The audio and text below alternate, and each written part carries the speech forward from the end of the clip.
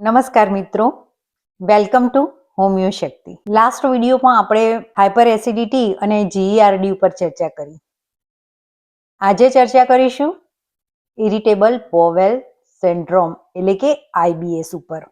બહુ લાંબા ટાઈમથી તમને એવું લાગે છે કે જમ્યા પછી તમારું પેટ ભારે થઈ જાય છે, બહુ ગેસ થાય છે, જમ્યા પછી પેટમાં ચૂંક આવે છે, કોઈ વખતે કબજિયાત થઈ જાય છે તો કોઈ વખતે ડાયરિયા થઈ જાય છે. સ્ટૂલ પાસ કર્યા પછી પણ એવું લાગે છે કે જાણે પેટ બરાબર સાફ થયું નથી. ઝાડો ચિકાસ પડતો થાય છે એટલે કે ઝાડામાં મ્યુકસ પાસ થાય છે. તો આ બધા સિમ્ટોમ્સ છે ઇરિટેબલ બોવેલ સિન્ડ્રોમના. જનરલી જ્યારે પણ આવા બધા સિમ્ટોમ્સ થતા હોય અથવા તો આવી બધી પ્રોબ્લેમ તમને ફીલ થતા હોય ત્યારે આપણે મોટા ભાગે શું કરીએ છીએ? ઘરગથ્થુ ઉપચાર કરીને ચલાવીએ છીએ. પણ ઘણીવાર એવું બને છે કે આ બધા જ સિમ્ટોમ્સ સિવિયર થઈ જાય છે અને ત્યારે પછી આપણે શું કરીએ છીએ? ડૉક્ટર પાસે મેડિસિન લેવા જઈએ છીએ.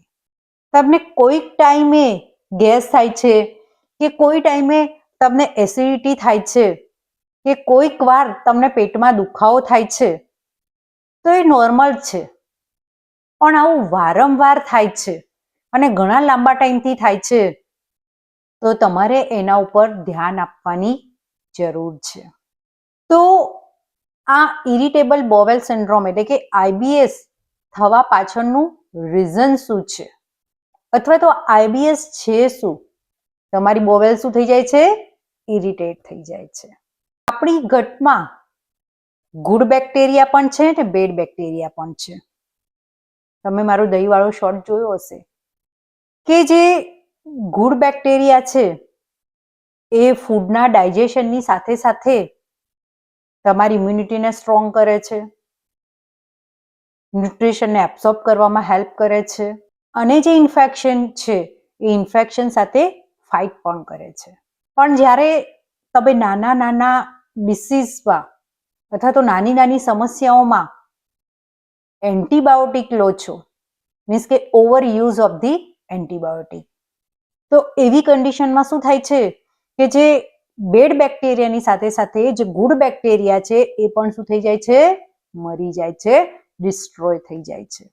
ઘણા ફૂડ્સ એવા હોય છે કે જેની તમને એલર્જી હોય અથવા તો તમારું સ્ટમક એને ડાયજેસ્ટ ના કરી શકતું હોય, જેમ કે ડેરી પ્રોડક્ટ્સ છે, ઘણા બધા કઠોળ છે, જંક ફૂડ છે, સ્ટ્રેસ, તમારા બ્રેઇન અને તમારી ગટને એક મજબૂત કનેક્શન છે.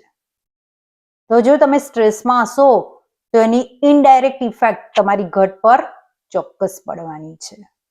સાથે સાથે તમારી ફેમિલી હિસ્ટ્રી IBSની હશે કે તમારા કોઈ ફેમિલી મેમ્બરને IBS હશે તો હેરિડિટીમાં પણ IBS થઈ શકે છે.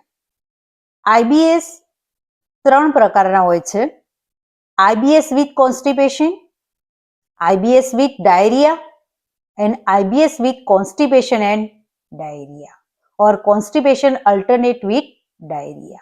આપણી લાઈફસ્ટાઈલ અને ફૂડ હેબિટ પણ IBS ઉપર ઇફેક્ટ કરે છે કે મોટા ભાગે ફૂડ બનાવતા જેટલો ટાઈમ લાગ્યો હોય ને એના કરતાં 100માં ભાગનો ટાઈમ પણ આપણે ફૂડ ખાવામાં ખર્ચ કરતા નથી. મોટા ને મોટા કોળિયા ભરીને ખાઈએ છીએ, ફટાફટ ચાવીએ છીએ અને એના કારણે પણ શું થાય છે?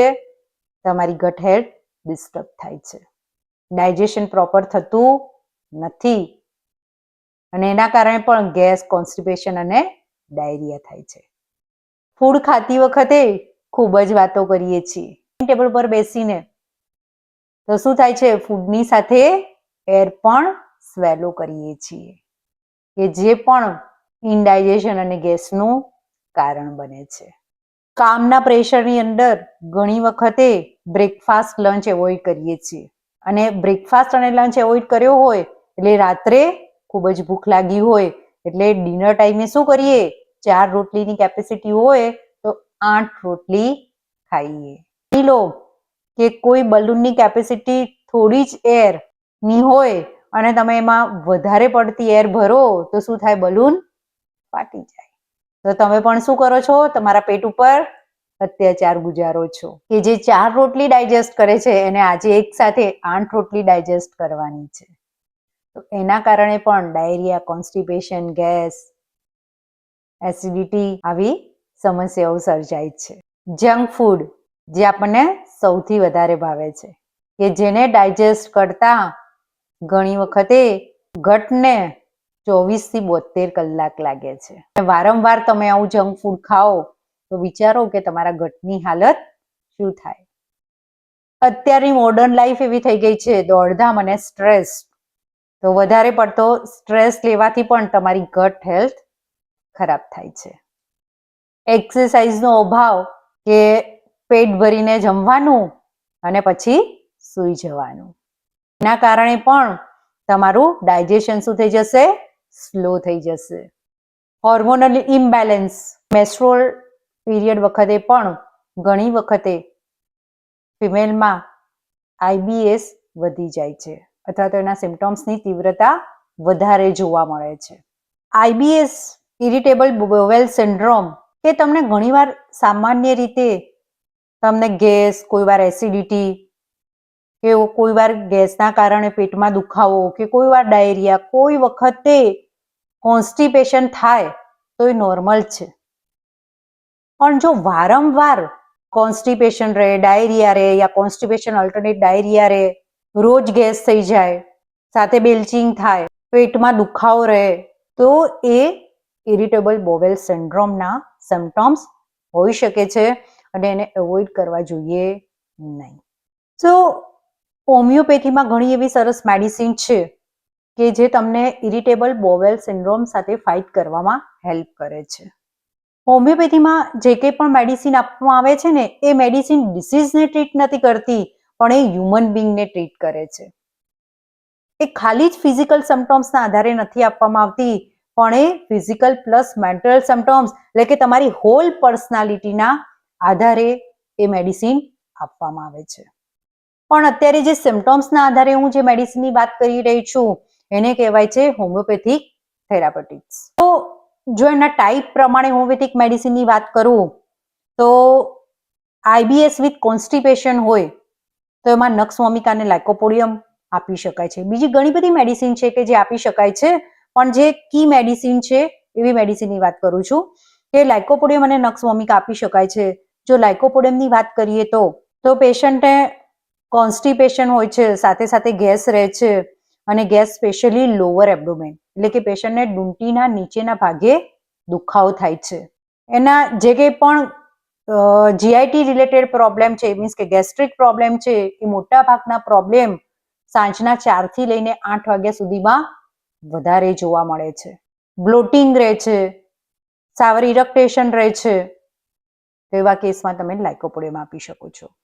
નક્સ વોમિકાની વાત કરીએ તો જે પર્સન છે સેડેન્ટરી લાઇફસ્ટાઇલ છે જેને જંક ફૂડ ખાવું ખૂબ જ ગમે છે, જેનો સ્વભાવ ખૂબ જ ગુસ્સાવાળો છે, નાની નાની વાતમાં ગુસ્સે થઈ જાય છે, ઇરિટેટ થઈ જાય છે, કોન્સ્ટિપેશન રહે છે, ગેસ રહે છે, સ્ટૂલ પાસ કર્યા પછી પણ એને એવું લાગે છે કે એનું પેટ બરાબર સાફ થયું નથી, જમ્યા બાદ એને એવું લાગે છે કે એનું પેટ બહુ ભારે થઈ ગયું છે, તો એવા કેસમાં નક્સ વોમિકા આપી શકો છો. ડાયરિયા, પોડોફાઇલમ એન્ડ આર્જેટમ નેટ્રિકમ લઈ શકાય છે. પોડોફાઇલમમાં પેશન્ટને સવારે ડાયરિયા થશે, બપોર સુધીમાં ઓછા થશે અને રાત્રે બંધ થઈ જશે અને પાછા બીજા દિવસ સવારે ફરીથી ચાલુ થઈ જશે.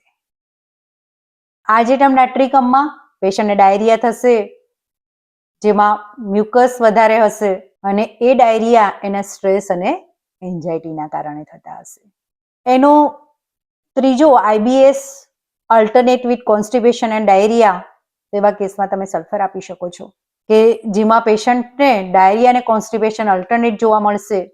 પેશન્ટને સ્વીટ બહુ ભાવતી હશે, પેશન્ટ ખૂબ જ આળસુ હશે, GIT પ્રોબ્લેમના સાથે સાથે એને સ્કિન ઇરપ્શનની પણ કમ્પ્લેન હશે. જો તમારી લાઈફસ્ટાઈલ અને ફૂડ હેબિટને તમે ચેન્જ કરો ને તો તમે ઘણા બધા પ્રોબ્લેમથી બચી શકો. because prevention is better than cure. Homeo શક્તિને લાઈક, શેર અને સબસ્ક્રાઇબ કરવાનું ભૂલતા નહીં, જેથી કરીને તમે અવનવા હેલ્થ ટિપ્સને જાણી શકો.